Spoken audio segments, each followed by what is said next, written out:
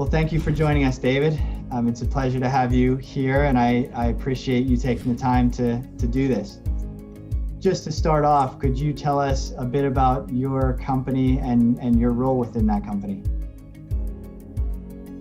Yeah, sure. So my name is David Moseley. I'm the head of R&D Procurement for a German company called Grünenthal.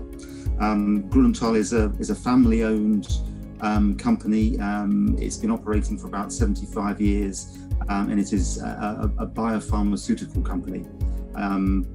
Hence, we both discover and develop and manufacture new drugs, and we worldwide employ about 5,000 people.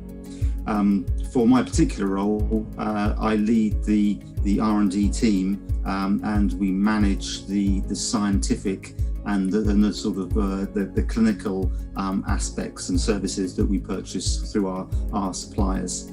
As obviously as a biopharmaceutical company, we're buying a wide range of those sort of services, to actually develop and discover new drugs. Great. Yeah, thank you for that. And just shifting the topic a bit to the procurement and supply chain training that you get through us. Tell us a little bit about how you use that training in your company. Yeah. Okay. So really, for me, it gives us two main things. The first thing is it gives us a very good sort of foundational course, where no matter where the procurement associate is sitting in the globe, no matter what country they're in, and really no matter what their background, it really gives everyone the same basic good understanding of procurement, and also the same sort of terms that then we use, so there can be no cross purposes if people are discussing across different countries about global initiatives and things like that. And because it gives us a very good starting point, it is very easy for us to then know that, well, if everyone understands this, we can then build on above that with next level sort of more specialized negotiation training or on those sort of core procurement competencies, but also in the softer skills that today's procurement professionals need, with respect to things like stakeholder management, influencing, how to give an impactful presentation of your category strategy to stakeholders and things like that. So I think it gives us that good foundational level. And the second aspect, which I really liked as well, was it gives us the recognised qualification in the IFPSM certification. I personally thought that was quite an important sort of motivator for a lot of the staff. Having something that's externally recognised, they can put that on their CV, they can put it in their LinkedIn profile, and I really think that helps motivate people to sort of really complete all of the training to obtain that certificate. Yeah, absolutely. That's a good point, and that was quite a thorough audit that they performed for us to achieve that global standard. So I'm glad that right. is a value to you as well. It was a value to us as a company. So I think you talked about some of the benefits that you've experienced from using our services. Are there any others that you'd like to touch on? Well, I suppose the real benefits, I suppose, from any of these sort of training programs, is really just to turn around to say, well, what is the return on the investment? So I suppose that then when I look back at 2020, I can say that we blew our savings target out of the water, to be quite honest, even though it was a very difficult year with respect to COVID, and of course some of the COGS costs did go up because of the problems within the supply chain. But overall, I think getting everyone going through those negotiation skills, being able then to target and prepare better for those bigger negotiations and trying to restrict cost increases. For me, it really then showed what the return on that investment was. as a procurement person, I have to say that really, but yeah, I think it was very, very important. And again, we linked in some of the stakeholder management aspects within the courses into, again, how we're more able as an organisation to be more agile and then bring in different strategies as conditions within the supply chain change. That's really great to hear. It's great to hear you blew your savings target out of the water. That's really, we're all about delivering return on investment for our clients. So hearing that really encourages me and motivates me to kind of take it even to the next level for our clients. So thank you for that. I guess the next question I'd have for you is talk us through a bit about what it is that you like best about what we do. So I mean, when we sort of selected you, we had gone through a sort of a selection process where we had looked about out of the marketplace to see what was available. And for me, the sort of two sort of key aspects of this were really user interface and obviously then the content itself. And I felt that was very important, the user interface, because you can have absolutely great content, but if people find it too hard to do it and navigate their way through, that they just don't do it. They will find something else to do in their day and not do that training. So really that's what I say I thought was then very good. It was very easy to follow through. It was clearly done. We went through the SGAP analysis, so people didn't have to do a lot of training on topics they already knew.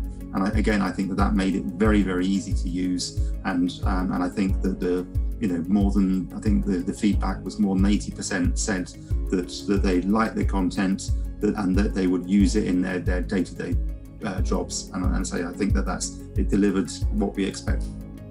Yeah, absolutely. That's great to hear. Yeah, I think some of the key things that we deliver to clients is to make sure that they do enjoy the content. If they don't enjoy it, then they're just kind of clicking through and they're not getting anything out of it. I think with professionals, they really need to enjoy what they're training. And also, that's another a metric that we strive for is the relevance. Sorry, I dropped out a moment there, sorry.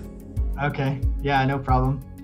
This is the downside of living in a small medieval village as well. The internet is not particularly good.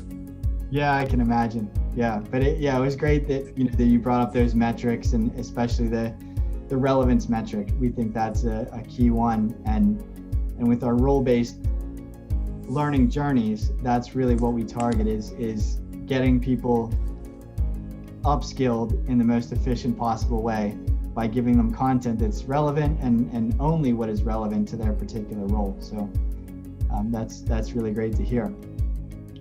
I guess my final question really would be, what would you like to see in the future as we continue to invest and even accelerate our level of investment in the development of our offering?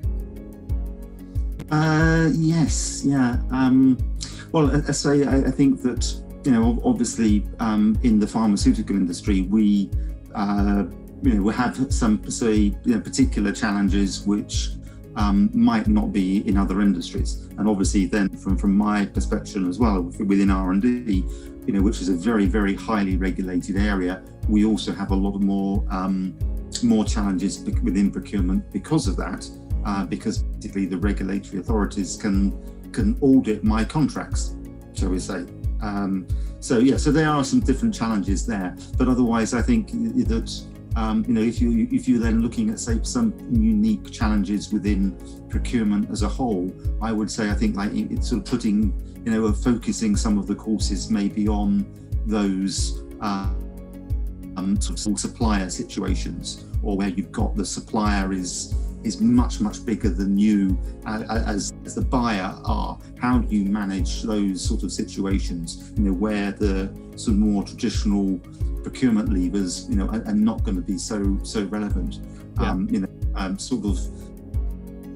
to then link things, I think, into sort of more practical examples to say, and some of the simulations you do that well. I don't know if you could build on some of those to where people could see how such discussions could develop, but obviously sort of try and give more sort of practical advice for people in their day jobs rather than just going through maybe the sort of more theoretical elements.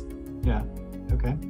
Yeah, that's good. Absolutely. And I'm sure Richard's talked to you about the Pharmaceutical Academy content that we're developing. So we are developing content that will be aimed specifically at the pharmaceutical industry. I mean, there'll be content in there that will be applicable to others, like you said, dealing with sole suppliers and being in a position of weakness and still needing to get the most value out of a particular contract. That some of that will be pharmaceutical specific, and we'll use a lot of pharmaceutical examples, but equally we'll make it available to a wider audience.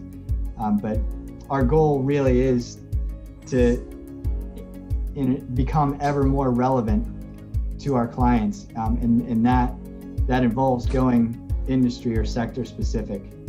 So that's good to hear that you're looking forward to that, and of course we'll work with our clients on, are there particular areas where we need to fill in the offering even further. So we gladly accept any suggestions or recommendations that you have.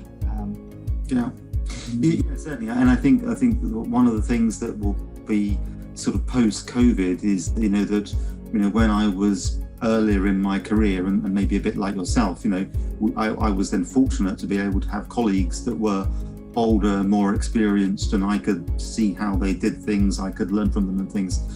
For me, I've been in home office for a year, and if things like this, if everyone was working more remotely moving forward, they're not going to get that same level of opportunity to see and learn from people with that more experience. So I think that these sort of training programs and organizations creating their own sort of academies to be able to do that institutional knowledge learning and things like that, I think is going to become in the future increasingly more important.